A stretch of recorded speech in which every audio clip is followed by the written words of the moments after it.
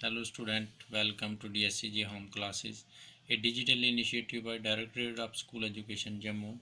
Myself, Lal Singh, teacher, Government High School, Chandrapur, District Ramban. Class 6 to 10, subject English Grammar, topic tense और सब topic मेरा future tense है, यानी present और past tense को हमने पिछले वीडियोस में डिस्कस किया। आज हम फ्यूचर टेंस की बात करेंगे। फ्यूचर टेंस होता क्या और इसकी आगे जो सब टाइप्स हैं उनकी भी डिस्कस करेंगे वन बाय वन। सबसे पहले फ्यूचर टेंस होता क्या है। The future tense will show that the action will be done in the future, यानी फ्यूचर टेंस क्या शो करता है, एक्शन जो होगा फ्यूचर टाइम में होगा। जैसे I will go to school, I will go to school, मैं स्कूल जाऊंगा। We shall move to other city, he will come to New York tomorrow, he will come to New York tomorrow. यानी अब future tense की जो चार types हैं उसमें आज हम पहली टाइप्स की बात करेंगे, फ्यूचर इंडेफिनिट टेंस या सिंपल फ्यूचर टेंस भी इसे कहते हैं। अब फ्यूचर इंडेफिनिट टेंस होता क्या है। The future indefinite tense which show that the action will be done in future time. Action कब होगा, action will be done in future time, future time में होगा। I will go to school, we shall move to other city, he will come to New York tomorrow. Future indefinite tense की पहचान क्या है, future indefinite tense को हिंदी में कैसे पहचानेंगे हम।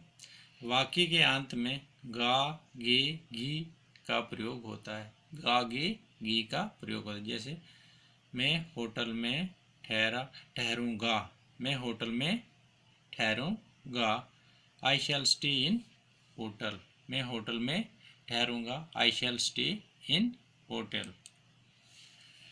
तो इसकी जो बेसिक स्ट्रक्चर होती है कैसे होती है, सबसे पहले यानी अफर्मेटिव सेंटेंस की बात करेंगे या statement sentence. Subject plus will oblique shell plus first form of the verb plus rest of the sentence. Negative sentence की बात करेंगे, सबसे पहले सब्जेक्ट, फिर will oblique shell plus not plus V1 यानी first form of the verb plus rest of the sentence. अगर interrogative sentence की बात करते हैं हम, सबसे पहले आएगा will oblique shell plus subject plus first form of the verb plus rest of the sentence plus sign of the interrogation. लेकिन एक चीज, shall in the first person I and we के साथ, will in the second and third person denote simple future. पहले यानी शैल first person के साथ, आई and we के साथ, and will in the second and third person denote simple future. The future indefinite tense used to denote an action that will take place in future. I will go. But in earlier English, shall is used with shall किसके, आई and we के साथ। earlier यानी English में shall किसके साथ, आई and we के साथ, and will with all other subject. But in modern English, only will is used with all the subject. modern English में हम खाली विल को यूज़ करते हैं, लेकिन अगर एर्लियर इंग्लिश के रूल के तहत देखेंगे तो आई और वी के साथ शैल यूज़ करते हैं, लेकिन आज भी हम ज़्यादातर आई और वी के साथ शैल ही यूज़ करते हैं। I will write articles on different topics, I will write article on different topic. They will play football in the field, they will play football in the field. We will watch a movie, we will watch a movie. Bob will go to the library tomorrow, Bob will go to the library tomorrow।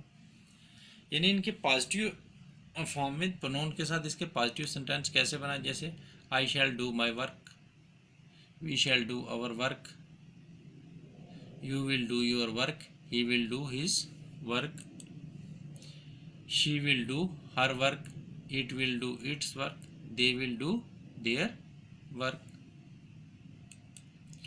अब हम बात करते हैं negative sentence कैसे बनेंगे, यानी future indefinite के। I shall not work, we will not work, you will not work, he will not work, she will not work, it will not work, they will not work. इस तरह से interrogative sentence, shall I work, shall we work, will you work, will he work, Will she work? Will it work? Will they work? Thank you.